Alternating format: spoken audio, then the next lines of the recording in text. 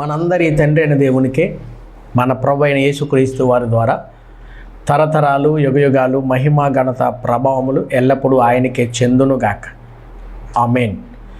ఎంతో ఆసక్తిగా ఈ వాక్య భావము అనే టీవీ కార్యక్రమాన్ని వీక్షిస్తూ అనేకమైన సత్యాలను గ్రహిస్తూ ఉన్నది ఉన్నట్టుగా బోధిస్తూ ఉన్నప్పుడు మీరు విని బలపరుస్తూ ఉన్నందుకే నేను ప్రభువుని ఎంతగానో స్తుతిస్తూ వాక్యము ద్వారా బలపడుతున్న మీ అందరికీ ప్రత్యేకమైన వందనాలు క్రీస్తు నామములో తెలియజేస్తూ ఈ కార్యక్రమాన్ని మరింతగా ముందుకు కొనసాగడానికి మీ అనుదిన ప్రార్థనలు జ్ఞాపకం చేసుకోనండి. మరిన్ని వాక్యాలతో మీ ముందుకు రావటానికి, మిమ్మల్ని బలపరచడానికి మా పరిచర్య గురించి, నా గురించి మీ అనుదిన ప్రార్థనలు జ్ఞాపకం చేసుకోనండి. మరి ఈరోజు ఒక ప్రాముఖ్యమైన విషయాన్ని విందాం. ముందుగా దేవుని సహాయాన్ని కోరదాం, ప్రార్థనలో ఏకీభవిద్దాం. దయగలిగిన మా తండ్రి, అత్యంత కృపగలిగిన మా దేవ, పరిశుద్ధుడా, నీకే స్తోత్రాలు స్తుతులు కృతజ్ఞతలయ్యా. నీ సన్నిధిలో ప్రభా వింటున్న ఈ వాక్యాన్ని బట్టి వింటున్న నీ పిల్లలైన వారికి వినగల చెవులు గ్రహించే మనసు దయచేయండి. చెబుతున్న నాకును సమయోచితమైన జ్ఞానమును మీ ఆత్మ సహాయమును దయచేయండి ప్రభా. మా ద్వారా మీరు మహింపడండి, అనేకమైన విషయాలను మాకు నేర్పించండి. లోకంలో జరుగుతున్న పరిస్థితులు ఏంటో, వాటి నుంచి మేము ఏం నేర్చుకోవాలో, ఏం తెలుసుకోవాలి అని మీ గ్రంథము నుంచి మాకు తెలియచేయమని ప్రార్థిస్తూ యేసుక్రీస్తు వారి నామములు ఈ ప్రార్థన అడుగుచున్నాము తండ్రి. ఆమేన్. మరొకసారి మీ అందరికీ క్రీస్తు నామాన శుభాలు వందనాలు తెలియజేస్తూ ఒక ప్రాముఖ్యమైన సంగతిని మనం విందాం, నేర్చుకుందాం. ఈ లోకంలో నీతి, న్యాయము, యథార్థత, ఖచ్చితత్వము, నమ్మకం, ప్రేమ, దయ, కరుణ ఈ పేర్లుగా ఉండిపోయాయి. కానీ సమాజంలో ఇవి కనుమరుగై కనబడక వీటికి వ్యతిరేకమైన పదాలు, వ్యతిరేకమైన కార్యక్రమాలు మనం చూస్తాం. ప్రేమకు ప్రతిగా పగ, అలాగే న్యాయానికి ప్రతిగా అన్యాయం, అక్రమం, అలాగే దోపిడీ, దౌర్జన్యాలు. ఇలా సమాజంలో మనం చూస్తూ ఉంటే సగటున ఒక మనిషికి తన జీవితంలో ఎక్కడ న్యాయం జరిగినట్టుగా మనకు కనబడదు. ఏ చట్టసభల్లోనైనా, ఏ పోలీస్ స్టేషన్లోనైనా పేదవాడికి కానీ లేదా న్యాయంగా నిలబడేవాడికి కానీ వారి పక్షాన న్యాయం కనబడినట్టే తెలుస్తుంది. అందుకని మీరు చూడండి, ఎన్నో చట్టాలు చేసుకున్నాం, పోలీసు వ్యవస్థను పెట్టుకున్నాం, చట్టాల్లో మార్పులు చేసుకున్నాం, అయినా మనిషిలో మార్పు రానే రాలేదు. చట్టాలను చుట్టం చేసుకున్నాం, చట్టాలని మనకు అనుకూలంగా మార్చుకున్నాం. అవసరమైతే ఈరోజు అధికార దాహంతో చట్టాలని అవసరమైతే మార్చేసుకున్నాం, అనుకూలంగా తీర్చుకున్నాం.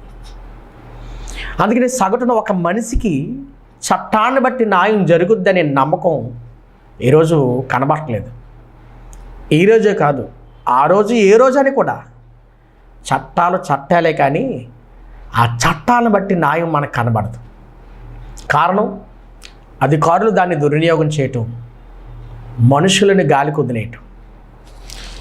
దేవుడు ముందు నుంచి మొత్తుకుంటుంది కూడా ఇదే. తన ప్రజలైన ఇజ్రాయిలీలు అధికారం కలిగిన వారు, తన ప్రజల పట్ల ప్రేమతో వ్యవహరించే వారే ఉండాలని దేవుడు కోరుకుంటే, అధికారులే నమ్మక ద్రోహం చేసి, అధికారులే లంచాలు తీసుకుంటూ న్యాయాన్ని త్రిప్పేసే ద్రోహులుగా మారిపోయారని ఎంతో బాధపడిన సంఘటనలు మనం బైబిల్లో చూస్తాం. యెషయా గ్రంథం మొదటి అధ్యాయము 23వ వచనంలో రాయబడిన మాట మనం చూడగలిగితే, నీ అధికారులు ద్రోహులు, దొంగల సహవాసులు, వారందరూ లంచము కోరుదురు, బహుమానముల కొరకు కనిపెట్టెదురు. తండ్రి లేని వారి పక్షమున న్యాయం తీర్చరు, విధవరాండ్ర వ్యాజ్యమును విచారించరు. ఎవరి గురించి మాట్లాడుతున్నారంటే సాక్షాత్ ఇజ్రాయేలీల గురించి. ఏ ఇజ్రాయేల్ ప్రజలు నా ప్రజలని భావించాడో ఆ ప్రజల్లోనే కనబడుతున్న ఈ ద్రోహపు చర్యలు, దొంగల సహవాసం, లంచగొండితనాలు, ఏదో ఒకటి లాభాన్ని ఆశించి వారు చట్టాన్ని, న్యాయాన్నే కప్పిపుచ్చి అన్యాయపు తీర్పులు ఇవ్వటం. విధవరాండ్రి పక్షాన్ని వ్యాజ్యం ఆడాలి అని, వారి పక్షాన్ని నిలవాలని దేవుడు చట్టం చేస్తే విధవరాండ్లు గాలి కుదిలేసిన దౌర్భాగ్యులు నాడు ఇజ్రాయేలీయులు. అందుకే నేను మాట్లాడుతూ అంటున్నాడు 21వ వచనంలో, అయ్యో నమ్మకమైన నగరం వేసే ఆయనే, అది న్యాయముతో నిండి ఉండెను, నీతి దానిలో నివసించెను, ఇప్పుడైతే నరహంతకులు దానిలో కాపురం ఉన్నారు అని బాధపడుతున్నాడు దేవుడు. నిజంగా న్యాయము అనేది, యథార్థత అనేది, నీతి అనేది దేవుని సింహాసనానికి ఆధారాలంట. నీతి, న్యాయము, యథార్థత ఆయనకి ఆధారమైతే ఆ నీతి, న్యాయము, యథార్థత మనుషుల్లో చూడాలనుకున్నాడు. కానీ మనుషుల్లో అవి కన్నుమరుగైపోయినాయి. కాబట్టి మనుషులు ఎన్ని చట్టాలు చేసుకున్నా చివరికి దేవుని చట్టం ప్రజల పట్ల ఉన్న, మన మధ్య ఉన్న దైవ గ్రంథం, దీన్ని పట్టించుకోము. మనుషులు చేసిన చట్టాన్ని లెక్క చేయం. మనుషులు ఎలాగైపోయారంటే లంచాన్ని కోరుతూ, దాన్ని ఆశిస్తూ, చివరికి దొంగలతో చేతులు కలుపుతూ న్యాయాన్నే తిప్పేసే పరిస్థితులు కల్పించుకుంటారని రాయబడింది బైబిల్ గ్రంథంలో. మనం కొన్ని విషయాలు నేర్చుకున్నాం. అయితే ఎందుకు నేను ఈ విషయాన్ని చెప్తున్నానంటే, మనం ఒక విషయంలో కనిపెడుతున్నాం. క్రైస్తవుల పైన జరుగుతున్న దాడులు, హింసలు, ఎన్నో నిందలు. మనకి దొరకని చట్టసభల్లో న్యాయం. చాలామంది ఏమన్నారంటే, పోరాడితేనే మనకు న్యాయం జరిగింది. కరెక్టే, పోరాడాలి, చట్టాన్ని మనం కూడా ఉపయోగించుకోవాలి, కరెక్ట్. మరి అలాగని చెప్పి క్రైస్తవులకి న్యాయం జరుగుతుందా? లేదు. క్రైస్తవులను అట్టు పెట్టండి, సామాన్యమైన వ్యక్తులకి ఏమన్నా చట్టసభల్లో న్యాయం దొరుకుతుందా? కొందరు అన్నారు చట్టానికి కళ్ళు లేవన్నారు, మరికొందరు అంటున్నారు చట్టం కొందరికి చుట్టం అంటున్నారు. మరి ఈ చట్టాల్లోనే న్యాయం లేకపోతే మనకి ఇంకెక్కడ న్యాయం దొరికింది? ఇంకెక్కడ మనకి న్యాయం జరిగిద్ది? జరగదు. అలనాడు యెజెబెలు కాలంలో ఆహాబు రాజుగా ఉన్న సమయంలో ద్రాక్ష తోటను ఆశించిన ఆహాబు అది దొరకక చింతిస్తూ నాబోతు పొలం కోసం ఎంతో ఏడ్చేస్తూ మూలకు వచ్చి బాధపడుతూ ఉన్నాడు దుఃఖంతో.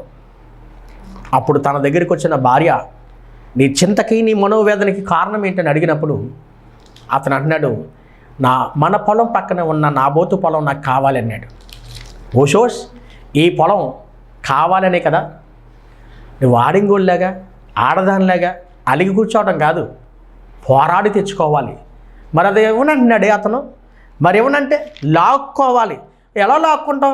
మరి దేవుని చట్టం ఒప్పుకోదు కదంటే చట్టాలనే మార్చేయాలి. ఇంకా తెలియదా నీకు? ఆహాబుకి యెజెబెలు సలహా ఇచ్చింది.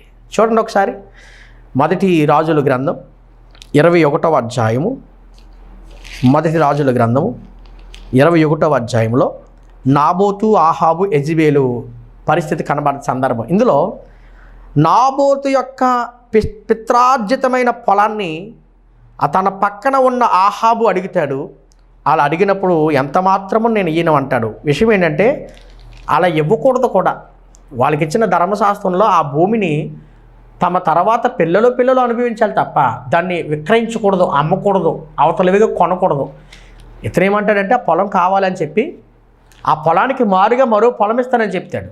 అయినా సరే నేను ఇవ్వను అని ఆ నాబోతు నిలబడినప్పుడు అది ఎలాగైనా దక్కించుకోవాలి అని తను ఎదురు చూస్తూ మూతి ముడుచుకొని ఆ ఇంట్లోకి వెళ్ళి కోపంతో మంచం మీద పడుకుంటాడు.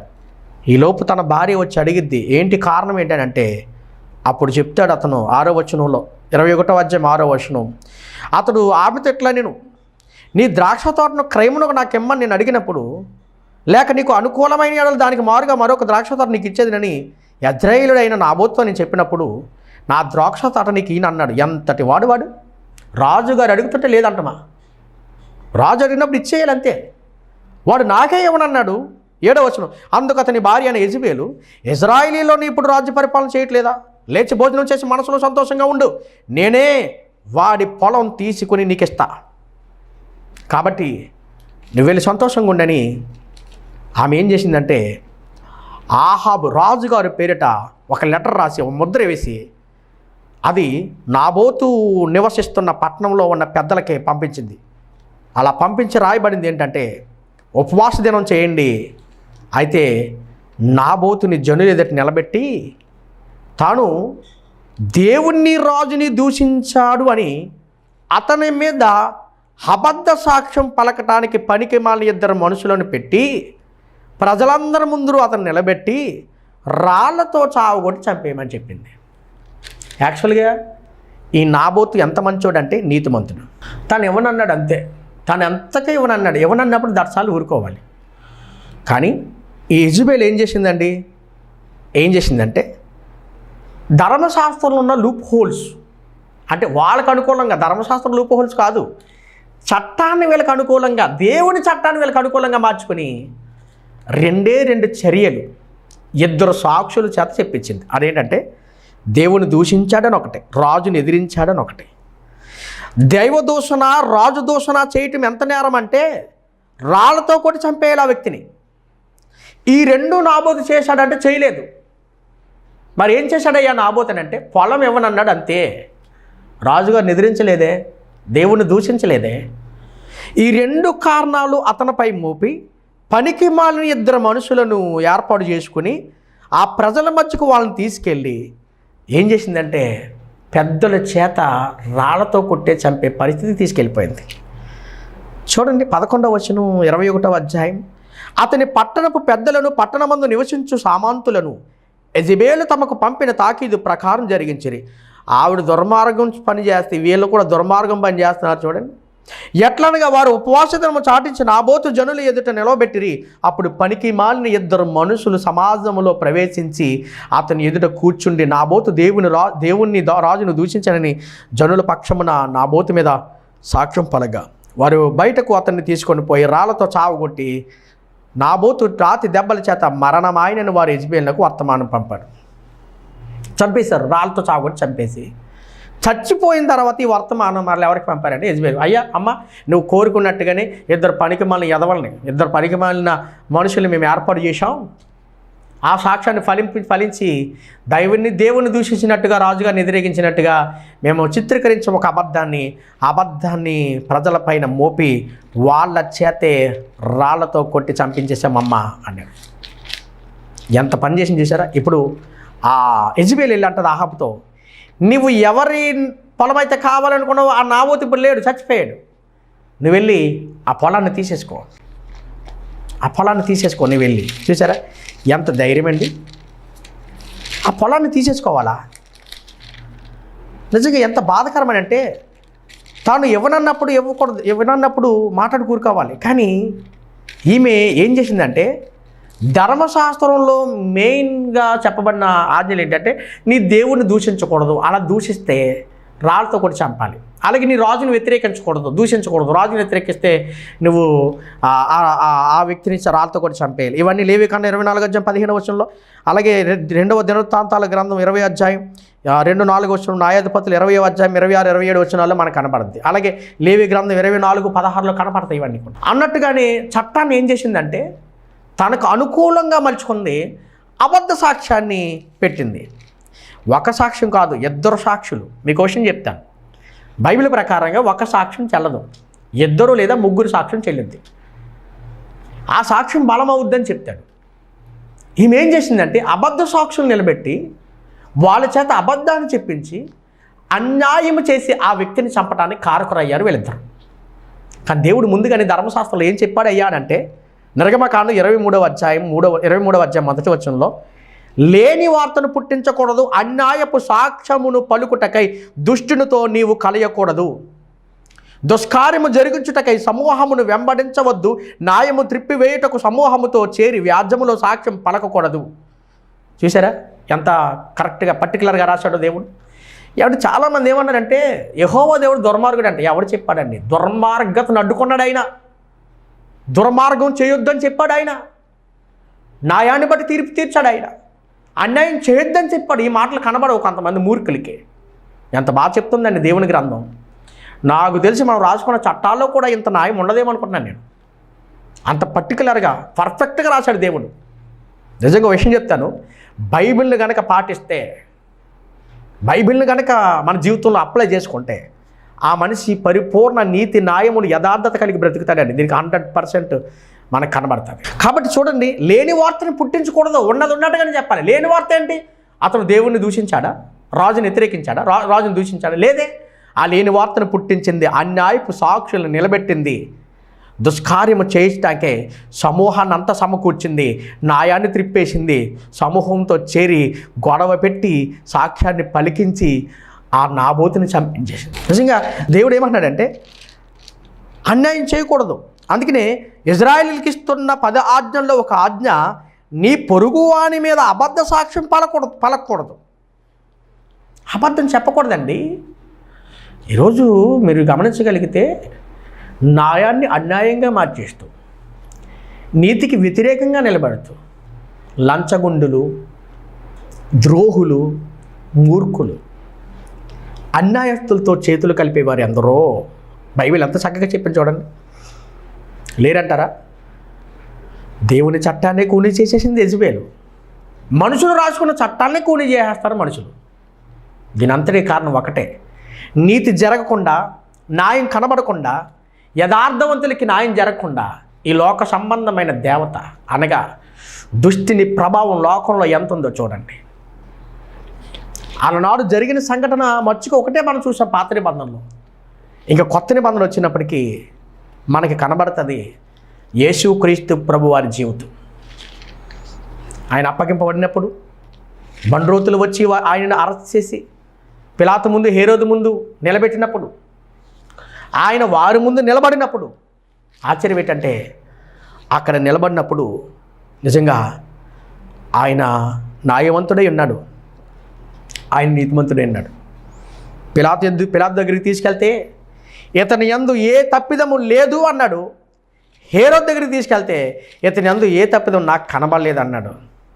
వాళ్ళకే కనబడకపోతే మరి ఆయనకి ఇచ్చిన తీర్పు ఏంటనంటే, మత్తయి సువార్త 27వ అధ్యాయం, మత్తయి రాసిన సువార్త 27వ అధ్యాయము, ఆయనకి ఇచ్చిన తీర్పు ఏంటంటే అన్యాయపు తీర్పే ఇచ్చారు. అన్యాయపు తీర్పే ఇచ్చారు ఆయనకి. 27వ అధ్యాయం 13వ వచనంలో, కాబట్టి పిలాతు, నీ మీద వీరు ఇన్ని నేరములు మోపుచున్నారో నువ్వు వింటున్నావు కదా అయ్యా అని ఆయన అడిగితే, అయితే ఆయన ఒక మాటకైనను అతనికి ఉత్తరం వేయలేదు గనుక ఆ పిలాతు మిక్కిలి ఆశ్చర్యపోయాడంట. ఎవరైనా అవకాశం ఇస్తే చెప్పుకుంటారు చట్టసభల్లో, అయ్యా నేను ఈ తప్పు చేయలేదయ్యా, నేను ఈ హత్య చేయలేదయ్యా, ఈ నేరం చేయలేదని చెప్పుకుంటారు.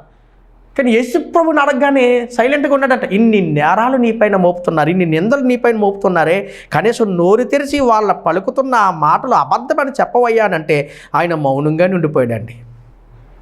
ఆశ్చర్యపోయాడంట. తన జీవితకాలంలో పిలాతుకి ఇటువంటి కేసు దొరకలేదు, తగలలేదు ఆయనకి. అందుకని 15వ వచనం వచ్చినప్పటికీ, జనులు కోరుకున్న ఒక ఖైదీని పండుగలో విడుదల చేయట అధిపతికి వాడుక కాబట్టి బరబ్బాను నేను విడుదల చేయనా, క్రీస్తుని విడుదల చేయనా అని అంటే వాళ్ళందరూ అన్నారు బరబ్బానే కావాలన్నారు, కానీ యేసుక్రీస్తుని వద్దనుకున్నారండి. ఇంకా మనం చూడగలిగితే 17వ వచనంలో, కాబట్టి జనులు కూడి వచ్చినప్పుడు పిలాతు, నేను ఎవరిని విడుదల చేయవాలని మీరు కోరుచున్నారు, బరబ్బానా లేక క్రీస్తు అనబడిన యేసుడని వారిని అడిగను. ఏలయనగా వారు అసూయ చేత ఆయనను అప్పగించిరని అతడు ఎరిగి ఉండెను. అంటే ఏ నేరము ఆయనలో కనబడలేదు, ఏ తప్పిదం ఆయనలో కనబడలేదు. ఫలానా తప్పు చేశాడు, ఆ తప్పుకి శిక్షకి ఈయన కారకుడయ్యాడు అని యేసుక్రీస్తులో ఒక్కింతగా ఏమి కనబడలేదండి. అందుకని ఆయన పలికిన మాట ఏంటంటే, నాలో పాపం ఉన్నదని మీలో ఎవడైనా రుజువు చేయగలడా అన్నాడు ఆయన. పాపం అంటే అర్థం ఏంటండి? కనబడేది కాదు, కనిపించలేదు కూడా. ఆయన యందు ఏ కపటం లేదు, ఆయన దూషింపబడి బదులు దూషించలేదు. ఏంటండి ఆయన క్యారెక్టర్ ఏంటి? ఆయన నీతిమంతుల కల్లా మరింత నీతిమంతుడు ఎవరయ్యానంటే ఆయనే. కానీ ఆయనకి ఇచ్చిన తీర్పు ఏంటంటే అన్యాయపు తీర్పు అండి. న్యాయపీఠ మీద కూర్చున్న పిలాతు ఆయన పరిస్థితి చూసి ఆశ్చర్యపోయాడు. వారందరూ కూడా బరబ్బా వద్దు, మాకు యేసుక్రీస్తే కావాలి అంటే యేసుక్రీస్తుని చంపాలన్నారు. చూడండి 20వ వచనం, ప్రధాన యాజకులను పెద్దలను బరబ్బను విడిపించమని అడుగుటకును యేసును సంహరించుటకును జనములను ప్రేరేపించిరి. అంటే అర్థం ఏంటండి? నీతిమంతుని చంపేయండి, దొంగను విడుదల చేయండి. మీకు ఒక విషయం చెప్తాను, అబ్బుశుభం తెలియని వాళ్ళు, ఏ నేరం ఏ పాపం చేయని వారు చాలామంది ఈ లోకంలో దర్జాగా లోకంలో తిరుగుతున్నారు. కానీ ఒక నీతిమంతుడికి ఏ పాపం చేయని వాడే జైల్లో మగ్గుతున్నాడు, కేవలం చట్టాలని మార్పు చేసుకోవటం వల్ల. ఇది ఎంత నేరం, ఇది ఎంత తప్పండి. కాబట్టి ఆ రోజు కూడా యేసుక్రీస్తు ప్రభుకి అన్యాయమే చేశారు. ఎంత అన్యాయం అని అంటే, మాకు బరబ్బ కావాలి, ఆయన విడుదల చేయండి, యేసు ప్రభుని సంహరించడం అంటే సిలువ వేసి చంపేయండి. 21 వచ్చి ఆ అధిపతి ఇద్దరిలో నేను ఎవరిని విడుదల చేయాలని మీరు కూర్చున్నారని వారిని అడగగా వారు బరబ్బానే అని అందుకు పిలాతు మరి అలాగైతే క్రీస్తుని ఏం చేద్దాం అనగానే వారు అన్నారు సిలువ వేయమని అందరూ చెప్పిరి. అధిపతి ఎందుకు సిలువ వేసి చంపాలి, ఏ దుష్కార్యము చేశానని అడుగగా వారు సిలువ వేయమని చెప్పి మరీ ఎక్కువ కేకలు వేసిరి. పిలాతు అల్లరెక్కువ అవుతుందని తెలుసుకొని ఏమి చేయలేక ఆయనకి అన్యాయపు తీర్పునిచ్చాడండి.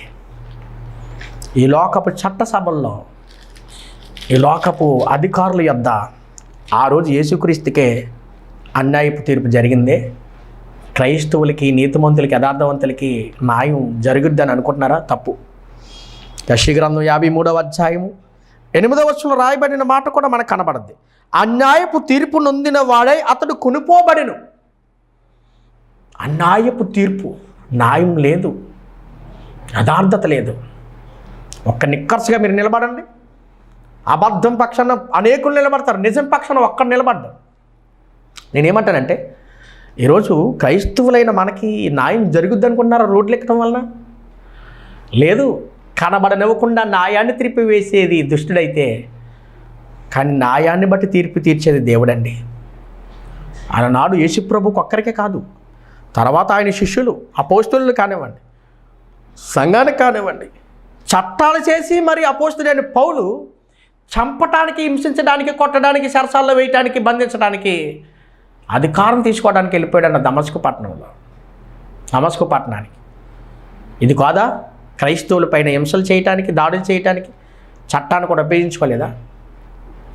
ఏ తప్పు చేశారని రోమాలో ఉన్న క్రైస్తవులని, ఏ నేరం చేశారని రోమాలో ఉన్న క్రైస్తవులని ఆనాడు నీరో చక్రవర్తి కాగడాల వలె స్తంభాన్ని కట్టివేసి వెలిగించేశాడు.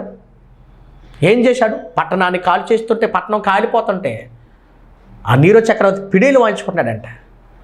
ఆ నేరాన్ని అవాశుభం తెలియని క్రైస్తవులపై నెట్టేసి వారే తగలబెట్టేశారని క్రైస్తవులపై లేనిపోయిన నిందలు వేసి వారిని హింసించి వారిని చంపడానికి కారకుడయ్యాడు ఆ రోజు ఆ నీరో చక్రవర్తి. ఈరోజు కూడా అంతేనండి. చట్టసభల్లో మనకి న్యాయం దొరకదు, కానీ ఒక ఆయన ఉన్నాడు. ఆయన ఎవరంటే న్యాయాధిపతి. ఆ న్యాయాధిపతి వద్దే న్యాయాన్ని బట్టి తీర్పు వస్తుంది. వాని క్రియలను బట్టి తీర్పు ఇచ్చేది ఆయనే. ఖచ్చితంగా ఆయన తీర్పులకు ఎదురు చూడాలి. ఈ లోకపు తీర్పుల్లో మనకు న్యాయం జరిగిద్దని ఎప్పుడు అనుకోవద్దు. కానీ క్రైస్తవులుగా మనం చేయవలసింది ఒక్కటి ఏంటంటే ప్రార్థన. ఆ ప్రార్థన ద్వారా ఆయన మాట్లాడతాడు అనడానికి మనం చూడగలిగితే, అలనాడు ఎస్తేరు కాలంలో హామాన్ అనేవాడు చట్టం చేయడానికి ప్రయత్నం చేశాడు, కానీ దేవుడు దాన్ని తిప్పికొట్టాడు. తర్వాత దానియేలు కాలంలో కూడా చట్టం చేసి ప్రార్థనకు ఆటంకపరచడానికి అలనాడు అధికారులందరూ ఏకమై దానియేలు మీదకి వచ్చారు, కానీ దేవుడు దాన్ని తిప్పికొట్టాడు.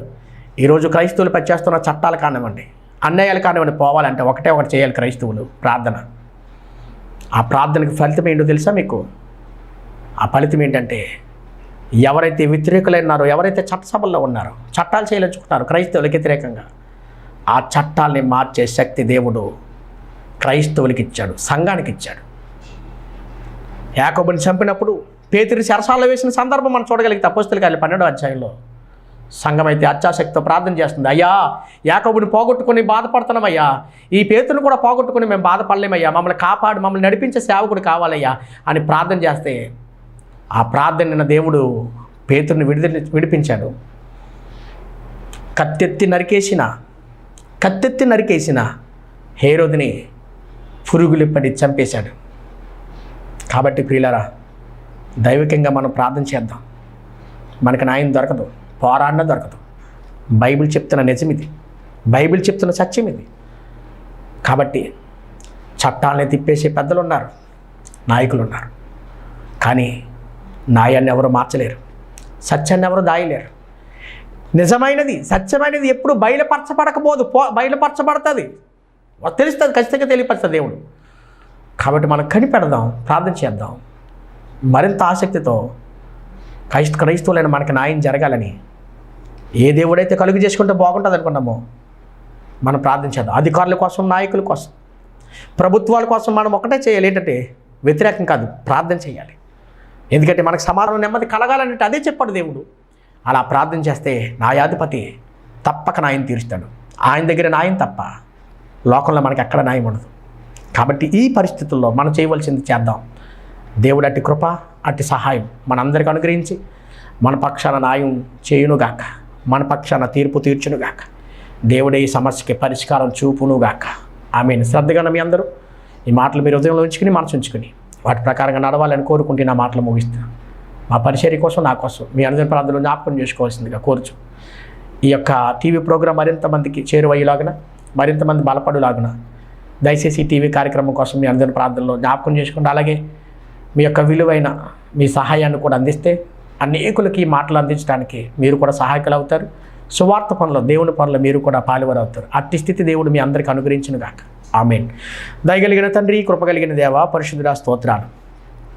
న్యాయము, అన్యాయము, ప్రేమ, పగ ఈ సమాజంలో ప్రభ, మోసము, దుష్టత్వము నైనా ఉండగా వీటి మధ్యనే మమ్మల్ని ఉంచారయ్యా.